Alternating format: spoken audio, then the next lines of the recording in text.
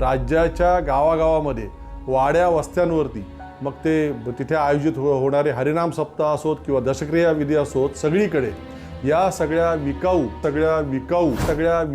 बाजारू हबप महाराजांनी कीर्तनकारांनी भाजपच्या प्रचारामध्ये स्वतःला पूर्णपणे झोकून दिलं। राज्याच्या विधानसभेची निवडणूक तिला एखाद्या धार्मिक संघटनेच्या निवडणुकीचं स्वरूप या सगळ्या बाजारू कीर्तनकारांनी